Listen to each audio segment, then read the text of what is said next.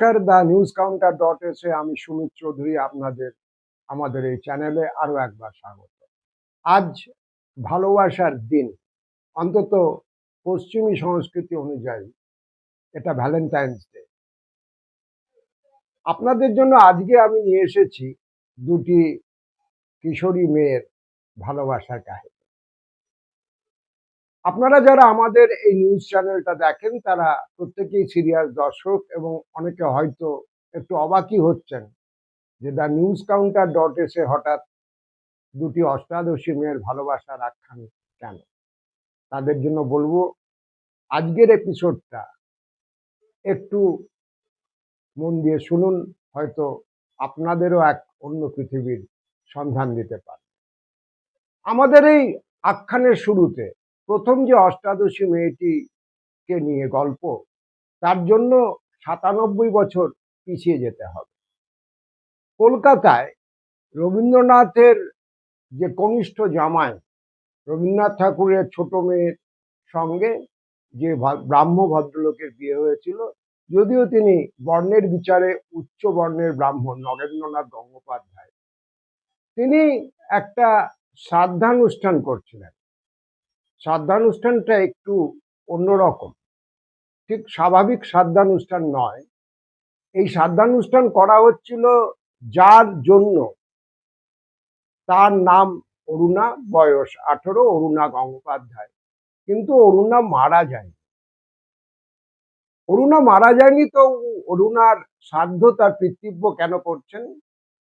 কারণ হচ্ছে অরুণা গঙ্গোপাধ্যায় বিয়ে করেছেন এক ভিনধর্মী মুসলমানকে, তার নাম আসফ আলী, এবং বিয়ের পর অরুণা গঙ্গোপাধ্যায় নেই, তিনি অরুণা আসফ আলীতে পরিণত হয়েছে। স্বাভাবিকভাবে আপাত প্রগতিশীল পরিবারের সদস্য, সংস্কারমুখী ব্রাহ্ম আন্দোলনের সক্রিয় সদস্য এবং সংগঠক হওয়া সত্ত্বেও অরুণার পিতৃকুলের পরিবার এই বিয়ে মেনে নিতে পারেননি, এবং তার জন্য অরুণার জীবিত অবস্থাতেই তার সঙ্গে সমস্ত সম্পর্ক চুকিয়ে দিতে রীতিমতো পণ্ডিত পুরোহিত আচার্য ডেকে অরুণার কাকা নগেন্দ্রনাথ গঙ্গোপাধ্যায় ঘটা করে তার শ্রাদ্ধ করেছেন। আমি জানি যে যারা আজকাল এই লাভ জেহাদের তত্ত্বে রীতিমতো মাতোয়ারা, তারা এই অবধি শুনেই রীতিমতো উসখুস করবেন এবং ভাববেন যে নিশ্চয়ই কোনো দেশদ্রোহী মুসলিম কোট আনকোট সে প্ররোচিত করে এই অল্প বয়স্ক মেয়েটিকে নিয়ে গেছিল।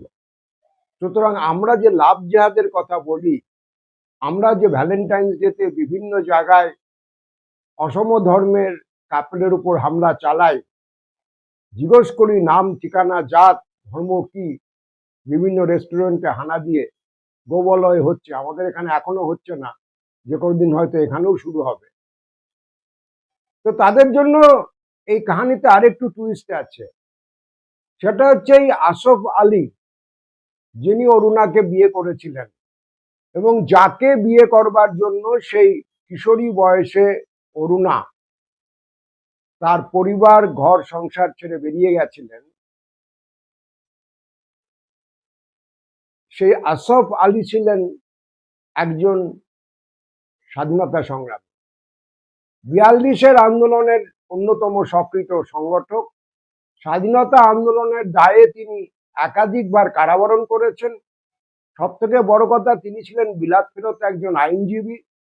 যখন আমাদের বিপ্লবী আন্দোলনের নেতা কর্মীরা ধরা পড়লে তাদের লিগ্যাল ডিফেন্স দেওয়ার ভয়ে অনেক স্বদেশী আইনজীবী মুখ লুকিয়েছেন। এমনকি আমার দেশের বহু আইনজীবী, যেখানে ব্রিটিশ পক্ষ রাজপক্ষর হয়ে কালো সামলা জড়িয়ে স্বাধীনতা সংগ্রামীদের দ্বীপান্তর অথবা ফাঁসি নিশ্চিত করেছেন, সেই সময় এই আসফ আলী, ভগৎ সিং, সুখদেও, রাজদেও, সুখবীর, এদের মতো যে স্বাধীনতা সংগ্রামী, তাদের হয়ে কোর্টে সওয়াল করবার হিম্মত দেখিয়েছেন। তার নাম হচ্ছে আসফ আলী। আর আসফ আলীকে ভালোবেসে যে মেয়েটি বিয়ে করেছিল, যার নাম পরবর্তীকালে অরুণা আসফ আলী। তিনি হচ্ছেন 1942-এর 9 আগস্ট, যখন বম্বেতে ধর্ষণা স্টেশন থেকে এবং অন্যান্য জায়গায় হানা দিয়ে কুইট ইন্ডিয়া মুভমেন্টের কল দেওয়ার পরই সমস্ত কংগ্রেস নেতৃত্বকে গ্রেপ্তার করছে ব্রিটিশ পুলিশ এবং সেনাবাহিনী। ঠিক সেই সময় গোয়ালিয়র ট্যাঙ্ক ময়দানে পুলিশের ব্যারিকেডকে ফাঁকি দিয়ে ঢুকে যে তেরঙ্গা পতাকা উড়িয়ে দিয়েছিল যে মেয়েটি, তার নাম হচ্ছে অরুণা আসফ আলী। অরুণা আসফ আলী পরবর্তীকালে তিনি সাম্যবাদী আন্দোলনের সঙ্গে থেকেছেন, দিল্লির প্রথম মহিলা মেয়র হয়েছেন এবং আসফ আলী মার্কিন যুক্তরাষ্ট্রে ভারতীয় দূতাবাসের ভূমিকা পালন করেছেন। লম্বা রাজনৈতিক জীবন, কিন্তু আজকের এই 14ই ফেব্রুয়ারি আমি কেবলমাত্র এই প্রেম কথাটুকু বলবার জন্যই আপনাদের কাছে এসেছিলাম।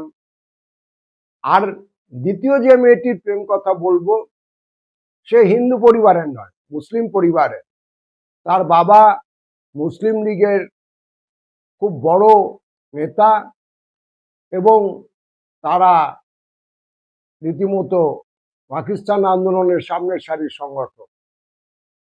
তো তার যুবতী মেয়ে দিনা, তিনি প্রেমে পড়লেন এক পার্সি যুবকের। তার বাবা তখন তাকে বলেছিলেন যে আমাদের ভারতবর্ষে এত লক্ষ লক্ষ মুসলিম মেয়ে আছে, মুসলিম ছেলে আছে, ইয়াং ব্রাইট বয়েজ, তুমি তাদের বিয়ে না করে একটা পার্সি ছেলেকে পছন্দ করলে।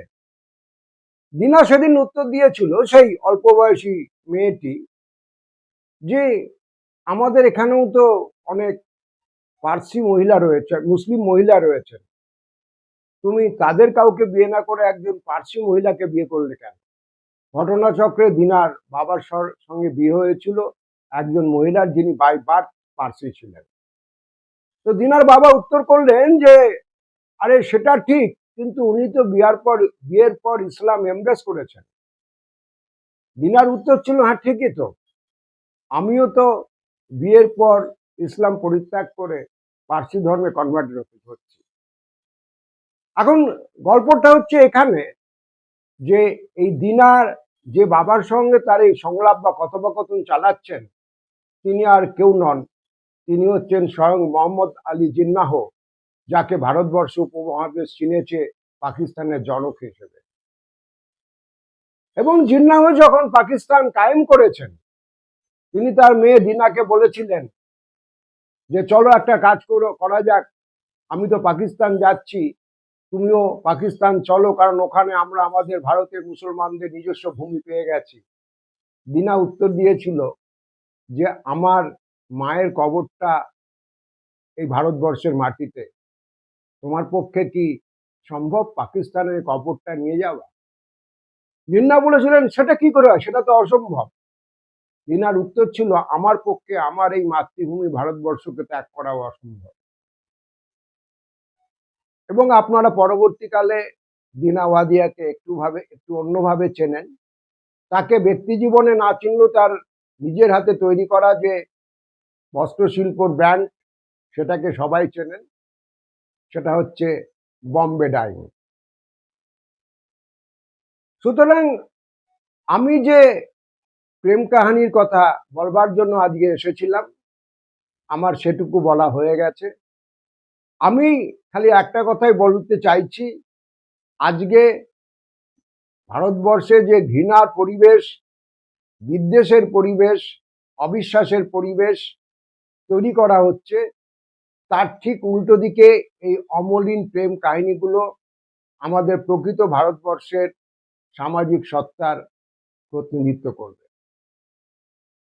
আমাদের TheNewsCounter.s এর আজকের এই প্রেমের আখ্যান ঠিক এই পর্যন্ত। আপনারা আপনাদের মতামত আমাদের কমেন্ট বক্স খোলা থাকে, অবশ্যই জানাতে পারেন। আপনারা চাইলে, যারা এখনো সাবস্ক্রাইব করেননি, তারা আমাদের এই চ্যানেলটি TheNewsCounter.s, আমাদের যে সাবস্ক্রিপশনের যে বেলটা আছে, বেলের যে থাম্বনেল আছে, একটা ছোট্ট ঘন্টার মতো চিহ্ন দেখবেন, সেখানে আঙুল ছুঁয়ে দিলেই সাবস্ক্রাইব হয়ে যাবেন। দেখা হবে পরবর্তী এপিসোডে। সকলে খুব ভালো থাকবেন, ভালোবাসায় থাকবেন।